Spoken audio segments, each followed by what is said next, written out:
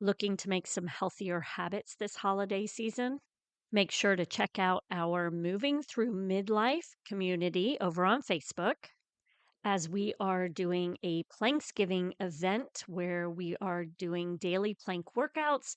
We will be doing an Advent for healthy, happy hips this holiday season, and then also have a sugar challenge, a 2-week sugar challenge that you might be interested in. Happy holidays!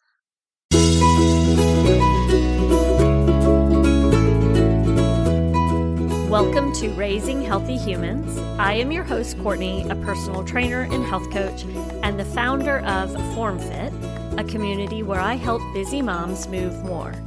As a busy and sometimes overwhelmed mom of 3 myself, I understand that it can be difficult to find ways to live and raise healthy families. It is my goal to help provide you with the information you need to help raise healthy humans. Today, I am speaking with Victoria with Milkmaid Mama, and she is here to speak with us about low milk supply. She is another lactation educator, and I found her information valuable. If you are no longer a breastfeeding mom, feel free to pass this on to someone you know who is either pregnant or a new mom, because I find this information very valuable and think that there is so much information to be gleaned from Victoria's conversation with me in regards to low milk supply and how you can continue to support your child through breastfeeding. Well, thank you for joining me on the Raising Healthy Humans podcast. I'd like to welcome you. And I'd like to know if you could tell me a little bit about yourself and what made you begin the Milkmaid Mama. Well, thank you for having me. Milkmaid Mama was inspired through my struggles to breastfeed my son. I have a low milk supply. I never was able to get my supply up, unfortunately, no matter all my efforts. And I mean, months and months of trying. And I realized I wasn't the only mom who was struggling through this, that there is this kind of facade that, oh, everyone can breastfeed and low milk supply is pretty rare. And if it is rare, like it's usually there's a reason. And while that can be overall true, it's happening more and more to a lot of people. And it's just becoming more prevalent. And where so many people really want to be able to breastfeed, it's something that can be really hard to just process and take on and even come to terms with when you're in the middle and in the thick of it. So that was my goal, was to help moms going through this experience and helping them trying to figure out if they can overcome their low milk supply. And if not, like how to go about, just processing and going through the other end of it as well. Okay. Are you a lactation consultant or? So I'm a certified lactation educator. That comes before becoming a lactation consultant. It's part of the training process. So I'm in the pipeline, but otherwise, I've just really gotten very well versed with low milk supply on my own accord with my own research, because when I was going through this, there was really no resources available, very limited resources. And even the lactation consultants I saw a total of 5 lactation consultants in my whole process. And really number 4 was the one who really truly understood low milk supply. And she really was the first one I was able to get real help from. The other ones tried and they meant well, but even they weren't well versed in it. So I went and really dove into low milk supply and understanding the ins and outs of it. So even though I don't have that lactation consultant title, like I when I was going through my training, my course that I was doing for my lactation educator, when they touched on low milk supply, I'm like, all right, let me teach this section, please, because this is like just the surface. And so, yeah, I've really taken it upon myself at this point to become pretty well versed with it. Okay. And you have one child? Or I do. I have one. Okay. One little boy. Little boy, how old? He is, at the time of this recording, he's 14 months. So Okay. we're still breastfeeding despite low supply. So it can be done. So you still are dealing with low supply?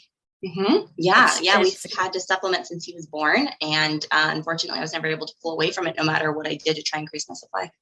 I didn't know that. That is something that for myself, I had 3 children. I have 3 children. I breastfed only one of them.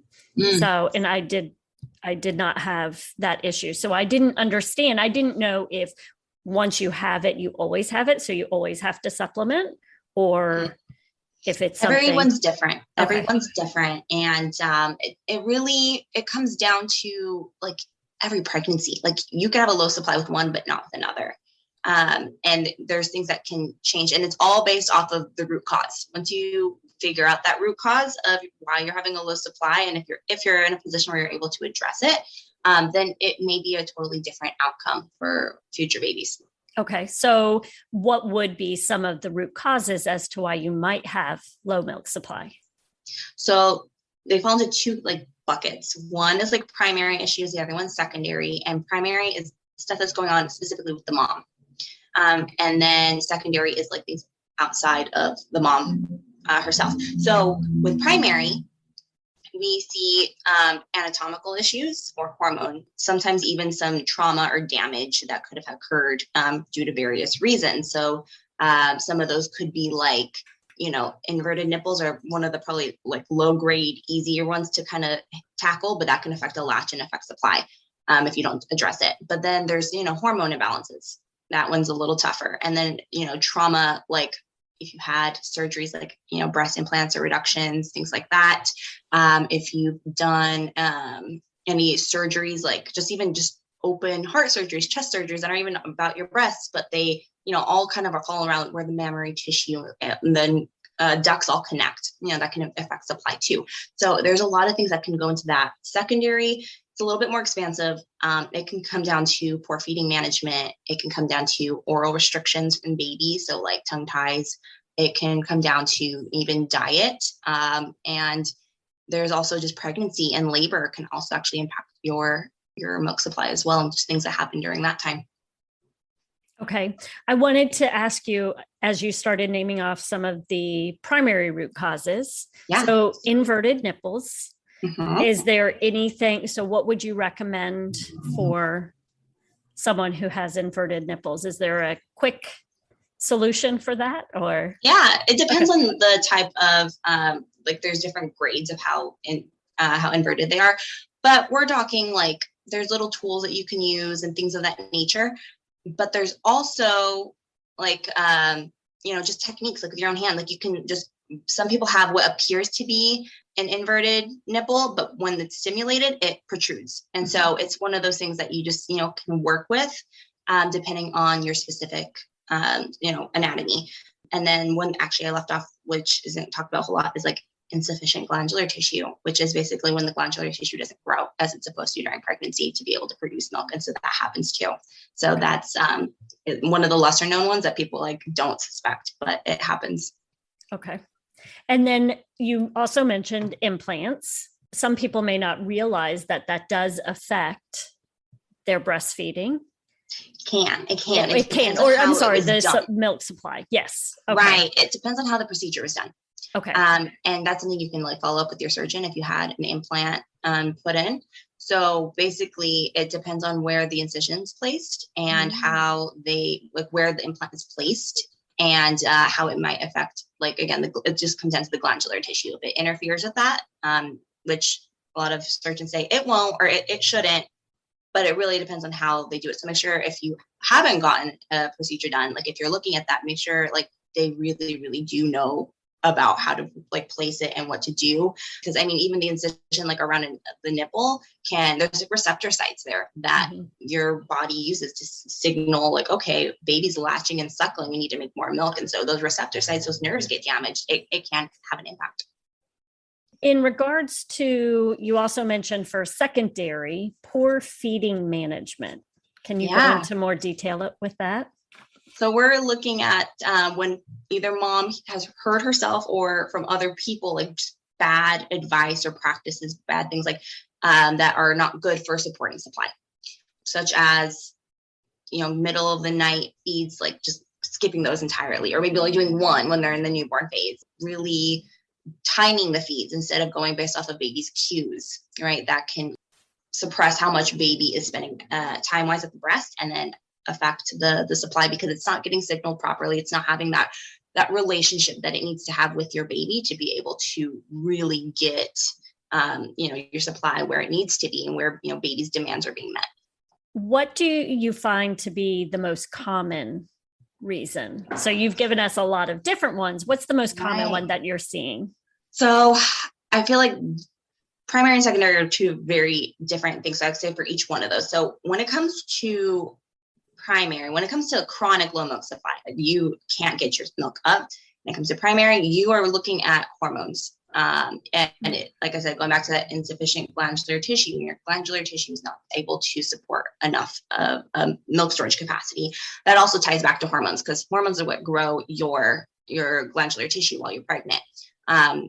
It's primarily done during pregnancy. Sometimes it grows when you are, it does grow a little bit while you are going through puberty, but not a whole lot compared to pregnancy. Pregnancy is the primary one. So any point where you have hormones like off, that's where really the hard struggles come with trying to increase supply, when you're kind of working uphill essentially to try and get that supply up.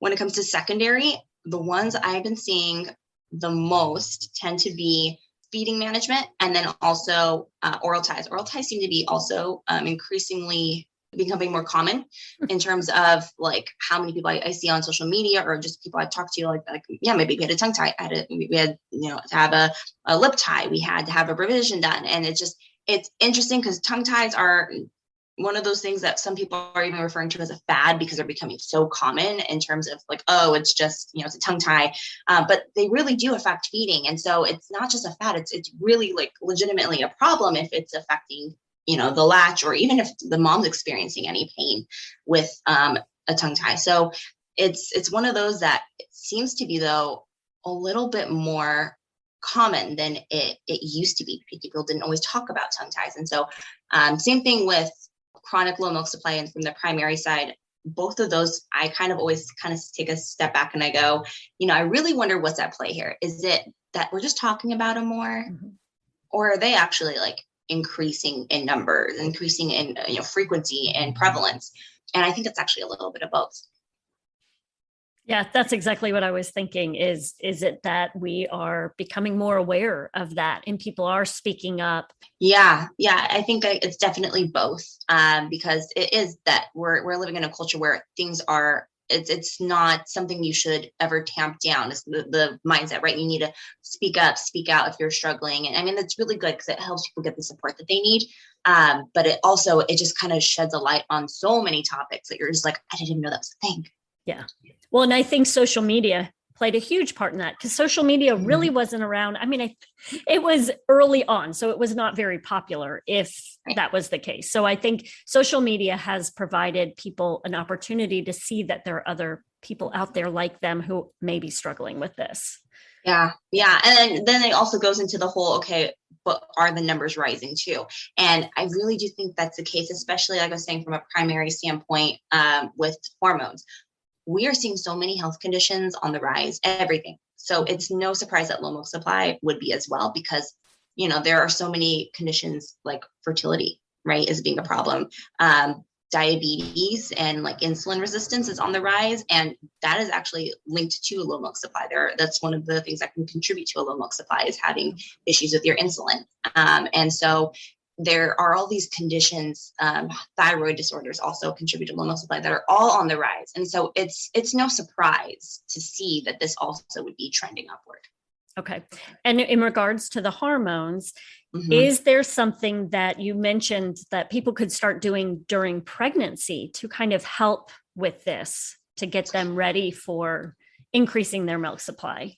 Yeah, actually, it starts even if you can before you even conceive, right? Getting your hormones in check beforehand is the best case scenario, and making sure you're at a healthy place and your pregnancy stays healthy. You follow a healthy regimen throughout your pregnancy. But while you're already pregnant, you're already in that state, it's like, what can I do now? There are things that you can implement. And if it comes down to hormones, it comes down to lifestyle, diet, nutrition. And then there are certain, if people aren't familiar with the words, galactagogue. Galactagogue are lactogenic herbs. They are, herbs or foods that can help boost or promote a healthy milk supply, that are often used. So a lot of people hear fenugreek being a common one, and things like that. So if you are interested in that, I actually have a PDF that you can go ahead and purchase on my website, where I have literally a list of all these herbs and galactagogues and things that are used for promoting milk supply, and it says which ones are safe for pregnancy, which ones aren't safe for pregnancy, and what are their roles, which ones help sensitize your insulin, which ones help with thyroid disorders, which one helps with mammary, like glandular tissue growth and things like that. So I have that available for anybody who would like to have like a little cheat sheet. That's something that I have where they can kind of go and see, okay, I can take this while I'm pregnant. And by all means, I have to put out there, check with your doctor, but these are the ones that have been found to be safe for moms typically. Perfect. That's great. Question in regards to low milk supply. Something that I've noticed in the fitness profession, a lot of women, when they come to me, they've already had children and they are breastfeeding, and they may be concerned about their milk supply dropping due to exercise. Do you have anything to say in regards to that?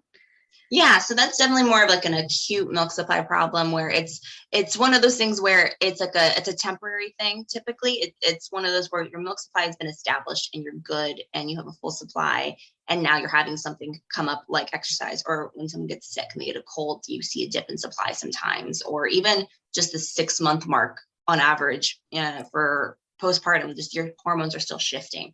So during all of those times, or even when your cycle returns, there can be dips in supply. And so you just typically would do what you were doing earlier on postpartum, increasing the number of feeds, right? Really making sure babies being allowed to come and feed freely and on demand at the breast to try and boost up that supply, just signaling to your body that you need more milk. You can throw in some pumping sessions if you'd like and things like that. But typically those are all hurdles that can, be overcome if you are doing the right things for them. And so your supply should be able to return in that case. Okay. Would you say that any of it has to do with hydration, nutrition, any of that? Especially if you've had any changes in anything. So hydration is a big one, but it's also one of those ones you don't need to overdo either, right? So people say you need to drink enough water to breastfeed, but there's also a component where it's like you could, drink a little too much water and overdo the water and hydration. So just drink to thirst. And the reason you could overdo it is because it can kind of like dilute and wash out some of the nutrients and things like that. So, it's just kind of one of those things you just do to whatever your body's telling you to do. Another component of hydration, which there's not a whole lot of research behind this one yet, but it was an interesting thing that came up, I heard, was electrolytes being a player in milk supply. And so they are in the process of trying to conduct a study. COVID threw the study off, so they're in the process of getting that going again. But I'm really excited to see what comes up with that, because they are having these moms who were not making nearly as much milk, and when they upped their electrolyte intake, they also got an increase in their supply. So, which would make sense, because part of hydration, most people just think hydration is water, and hydration is both water and electrolytes, like adequate amounts of both. So you really need to make sure you're having both. And that should actually be something worth noting for anybody who's struggling, as well as just maybe throw in some electrolyte mix. There's a few different ones. Try to get a better quality brand than, your typical Pedialyte or Gatorade, but avoid the sugars, right? And then you will be in a better place, especially if you are someone who's struggling with like a hormone imbalance and you're, putting too much sugars in your body. That insulin piece, right, that I mentioned, that can play a role. So, try to do cleaner options for sure. Okay. So for the insulin, nutritionally, what should these mamas be trying to ensure that they are doing? This can vary person to person. It's going to have to be something that you experiment with, because everybody's body is different. But we do see some moms who respond really well with a higher fat diet. I'm not saying go keto or anything, but if, just make sure you have your healthy fats and you are monitoring your blood sugar, not specifically monitoring it, but just mindful of it, But if you have any concerns or questions, by all means, check with your doctor and ask if you can get some blood work. I have a list of blood work that I typically will give moms to go and do. And, if their doctor's willing, that's half the battle, is getting the doctor to order the labs. But, there are things that you can check to see if there is a underlying cause that is impacting your supply. And so if you are in a place where you are struggling with your insulin and your blood sugar levels, you really just want to keep in mind, like, ditch the lactation cookies. They're not going to help you. You're going to dig a deeper hole, Go back to the herbs, go back to the galactagogues, go back to the teas that you can drink, right? And so it's just things like that, just kind of being mindful of your your carbs and the type of carbs, right, that you're consuming, making sure you're getting a balanced diet, and checking with your labs to really also just support that information and make sure that you are doing the right things for whatever your body specifically needs. Do you have that list that you mentioned for the blood work? Do you have that anywhere on your website? No, anybody who wants to, though, they can message me. I usually just send it out to clients, but I just started, like, anybody who's messaging me on social media, I just send it to them, like, here's the list, like, go ahead and ask for them.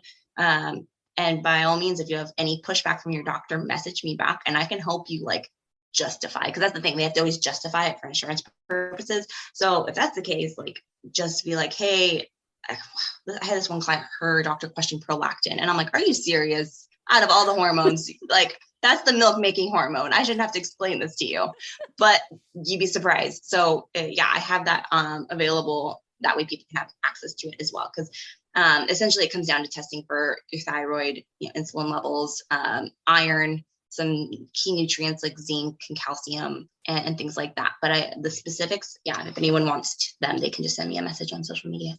Okay, perfect. So what recommendations would you have for helping moms if they are struggling with increasing their milk supply? Are there 3 or 4 things that you would recommend that they first look into before they maybe move on to working with you? Are there some simple things that they could do to check?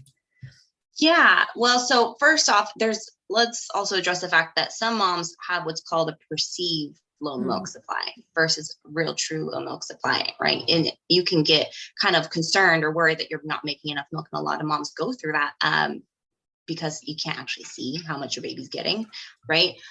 But there's a big difference between the two in the sense of your baby's growth and development, right? Like if your baby is having enough diaper output, both wet and dirty, and if you are having enough weight gain and their temperament seems to be pretty good overall, colic happens and other things happen. So temperament is not like a sole indicator of milk supply, right? But all those little pieces just add up and everything just is going well, then you're probably okay. But if any of those, especially the first 2, weight gain or diapers, is not showing where they should be, that's more of an indicator. So if you have a real low milk supply, you're going to want to really make sure that you are checking your latch, making sure you have a good solid latch, because if that's poor or compromised in any way, that affects milk transfer and it doesn't signal your body to make more. You also want to make sure that there's no issues going on. Like I said, those secondary issues, those are easier fixes. They're a little bit more broad in terms of what can fall into that. And actually, I have a PDF also on my website. This is completely free. People can go and download that gives a summary of various causes for low milk supply. So just go through, check them out, and then really just kind of look into some of them, see, okay, is this one that I'm facing or not? And, you can kind of do a little bit of Googling, investigating work on your end if you want to try and rule some things out. And so, that's something I would recommend is look at secondary first, because those are really much easier to fix in terms of, baby versus the mom's health, right? Hormones, the whole different ballgame. So ruling out secondary is ideal, I think, before you go to primary, but you also want to do this all within a relatively quick window of time, because your milk supply will regulate. It will at one point just get to a point where it's the supply and demand relationship and it's not driven by hormones. And that typically is between 6 to 12 weeks. It depends. Every person is different. So act fast, but don't, be too overwhelmed with the process. Where I really say getting a team, getting assistance, and finding the right person to help you is key. Gold standard is an international board certified lactation consultant, IBCLC. But like I said, if you're dealing with real true like chronic low milk supply, not all of them are well versed in low milk supply. So it's just going to take a little more work on your end to find the right person to help support you through this process, because doctors don't get training on this. Lactation consultant, I just did the course. Like I said, I could teach the section on this because it was just it was so minimal, because they have so many other things they have to teach you in that course. And so finding someone who's specialized in low milk supply or has a real true working and understanding of it would be key in helping you rule out some of those things, because it can be a lot for one person, one mom, to rule out all on her own, especially in an area where you're not super familiar with. And then on top of that, you're now postpartum and exhausted and you have no energy to be, really getting into all of this. Right. In regards to supplementing, you had mentioned that you continue to supplement. Yeah. I'd like to have you speak into that a little bit more, because I know that people feel like it's an and or a lot of times. Yeah. They feel they either breastfeed or they've got to flip to supplementing. So I'd love to hear how you are working through this and allowing these moms to understand that this is acceptable and this is still providing, a wonderful opportunity for them to connect with their child and support them. So when it comes to that, combo feeding is scary because you don't know how much breast milk they're typically getting. So now it's like, well, how much formula do I give them, or how much donor milk? You're doing that as a supplement alternative. Like how much? And so this really is going to depend on your supply, and everyone's different. So the way I go about it is looking at the diapers and the weight gain. You want to make sure, like I said, those are the two key parts. If you have both of those going at a good pace with whatever you're supplementing with, keep with that. If you at any point feel like you're over supplementing, you can pull back half an ounce, and then keep an eye on those diapers. And I'm not giving set numbers right now for that, because those diapers, those numbers change depending on how old your baby is. So on that same PDF of summary of low milk supply, causes, I have a chart on there that says how many diapers your baby should be producing depending on their age. So just keeping that in mind and keeping that as your main objective will be the best way to kind of guide you through how much to supplement. Another way, which by seeing an IBCLC, you could do what's called a test feed, or also known as a weighted feed. And that's literally when you breastfeed your baby. Before you breastfeed them, you put them on a scale, get their weight, then you breastfeed them, pop them back on after each side, and they can weigh how much your baby was able to take from you based off of the change in weight on the scale. And that is a great way to just get an average of how much they're getting per feed. And then from there, you, based off of their milk needs, depending on their age, you can calculate what they need. So if someone wants a really, really precise number, that would be the way to go. But you can do it by just also monitoring, again, the diapers and the growth. I wouldn't recommend doing this like a at-home scale. Like I'm saying a lactation consultant, because they have a highly calibrated scale that's down to like the gram. And that's what you really need. This isn't something like, I'm just going to jump on my bathroom scale. No, you want to make sure that, they are getting the amount that, that they need. So don't cut corners on that. Okay. And you said you have a chart, like based on age, how much weight is that? For the diapers, the weight, that would be typically something that you can get a growth chart from your pediatrician. Or you can just look up the CDC or the WHO growth charts, right? And for depending on male, female, and their age, as long as they're sticking to their growth curve, right? It doesn't have to be 100%, but close to the same percentile, not a whole lot of variation. Okay. But the diapers, that is what really also changes based off of their age. It starts increasing in the very beginning, but then there's a point where it kind of plateaus. And so knowing that and knowing what to look for and what colors they should be and all of that can be something that is a good indicator if your baby's getting enough. Okay. And you wouldn't recommend, because you hear a lot of people will pump to see. Oh gosh, no. Yeah. That's not a good one, because if you're breastfeeding and then you pump right after, you have no idea how much your baby took. Because, it's something, unless you're doing a weighted feed, right? Which is a different scenario. That's what I was doing with my low milk supply. I would see a lactation consultant, we'd do a weighted feed. It's exactly how much he was transferring, and then pump right after. And then I knew in total how much I was making, but if you're doing this at home and you're just pumping right after, don't be distraught if you're having, just half an ounce come out or whatever it is, because that's the leftovers essentially of what was in your breast after your baby has fed. Okay. And I'm thinking, even as time goes on, your little ones, there's so much changing that is going on as well. I remember, the minute she would hit a growth spurt, it was like she was on me all the time again. Yeah. Right. And then, you're then there's times when they stop eating as much and they start to eat finger foods and things like that. So I love the fact that you've got the diaper information to kind of help along. How long does that go? So so your supply, like I said, will regulate between 6 to 12 weeks. And so within that window, if you achieve a full supply and your baby's healthy and all things are thriving, going good, the needs don't really change from there on out. So typically, if you are at a point where your baby's about 4 weeks old, the diapers kind of plateau for about the first month, 2 months.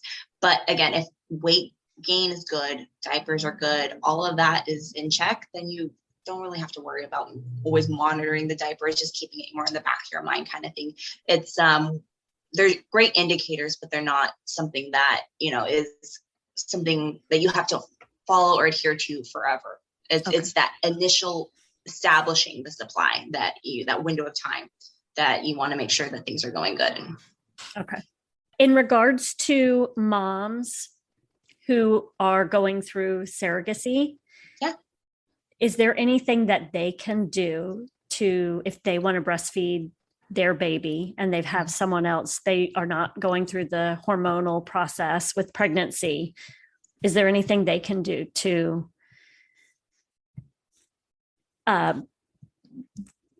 get their milk?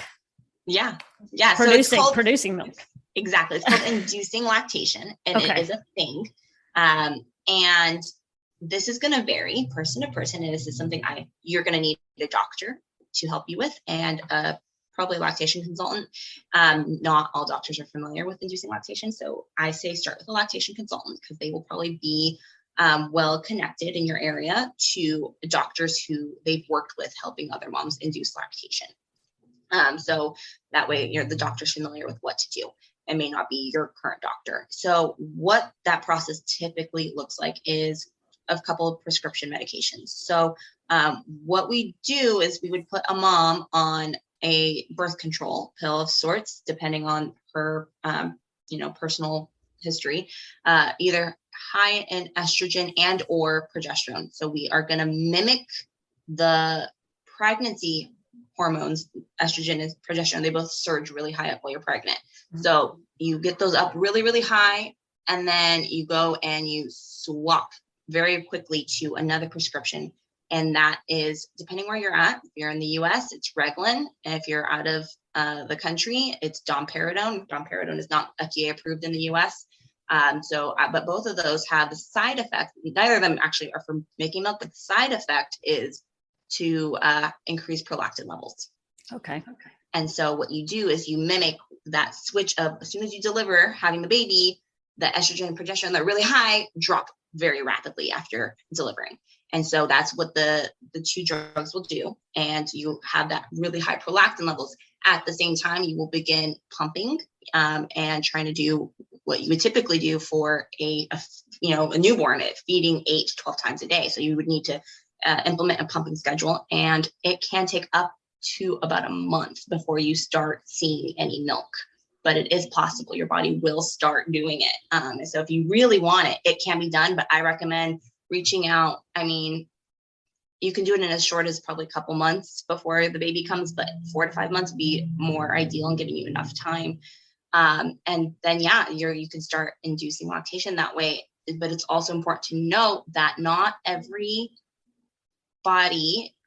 has their own storage capacity. So your storage capacity without having even been pregnant can vary, and you may not be able to achieve a full supply, but it is possible as well. It's going to vary. So I just really want to put that out there, that there may still be a need for supplementation, but you still may be able to produce milk yourself, and you might be able to give that to your baby, and they're still going to get lots of great benefits no matter the amount that you're producing. So it's something you really want work with a lactation consultant and your doctor to be able to get you on that process. But that's how it's typically done.